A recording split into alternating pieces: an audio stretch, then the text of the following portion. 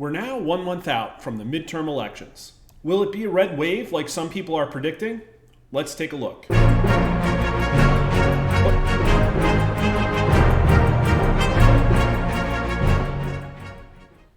But first, caveat. The generic ballot is only one of many indicators you would look at when trying to predict the outcome of elections. For example, 2 weeks ago we showed you that the GOP has an 8-point lead in voter enthusiasm, despite their only 1-point lead in the generic ballot at the same time. The best description I can give of the generic ballot's predictive power is that it shows a relative national brand equity of the two major parties, which is most helpful in understanding demographic breakdowns, as well as how opinions change over time. The truth is that in many cases, local politics, political ad spend, and get out the vote efforts would be just as useful, if not more, in predicting the outcome of elections. But opinions sure have changed over time. Republicans currently sit at a 4-point lead. That's up from the last 3 weeks where their lead dropped to 2 and then 1 point, but way down from where they were last fall, with the biggest lead we've ever seen in our polling history at 13 points. Now, when we report on this question, it's based on 2,500 likely voter results, which has a pretty tight margin of error of about 2 points.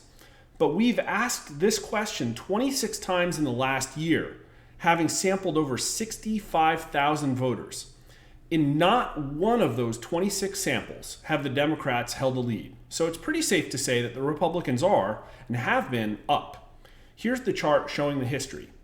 Between then and now, Republicans have lost 4 points, and the Democrats have gained 5. And there is still a sizable chunk of undecided voters, with 7% potentially either still in play or unlikely to show up at the polls.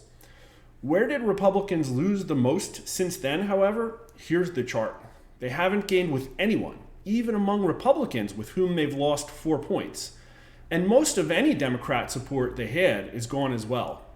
They lost 15 points among independents, but their most trustworthy group was Hispanic voters, among whom they only lost 3 points. A close look at the change among independent voters shows that Republicans have lost almost as much as Democrats have gained. That's a bad sign for Republicans, and if you want to know my guess, it's probably some support they lost among single-issue abortion voters. But neither party has made headway in convincing the undecided independents. So where does that put us for next month? Here's where we were with our last poll before the 2018 midterms.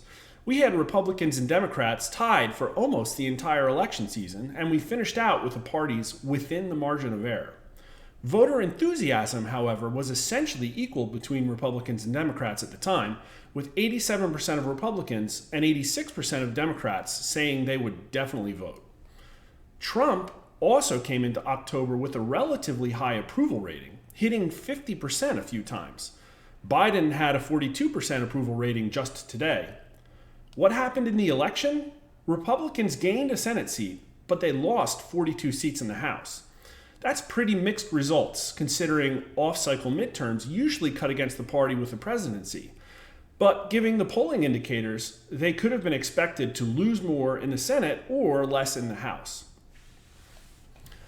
But is 2018 the best analog? Let's look at 2014. A Democrat was in office at the time, one with a pretty low approval rating of 46%. Republicans had only a 3-point lead in the generic ballot, and there were many more undecided voters than in our polling today. In the election, Republicans picked up 9 Senate seats, claiming a majority, and they gained another 13 congressional seats, giving them an even bigger majority in the House than they had. So despite their narrow lead, Republicans had a surprisingly strong performance in the Senate, but less so in the House, though it has to be said, the bigger a majority a party has, the harder it is to flip more seats. But step back into the time machine now to 2010. There was a new Democrat president following a president who left office with record-setting bad approval ratings. Obama was a very highly approved of president at the start of his term, but by 2010 midterms, his approval was down to 47%, although that is still 5 points higher than Biden's is today. Republicans, however, had a 12-point lead in the generic ballot, and the Democrats were trounced, losing 5 seats in the Senate and 63 in the House. Republicans led 13 points just last fall, and that's where the pronouncements of a huge red wave came from. But once again, Republicans are down to only a 4-point lead. So here are my thoughts. There isn't a best analog here. Much like 2010, we have an unpopular first-term Democrat president with majorities in the House and Senate, as well as a Republican lead on the generic ballot. But what's different?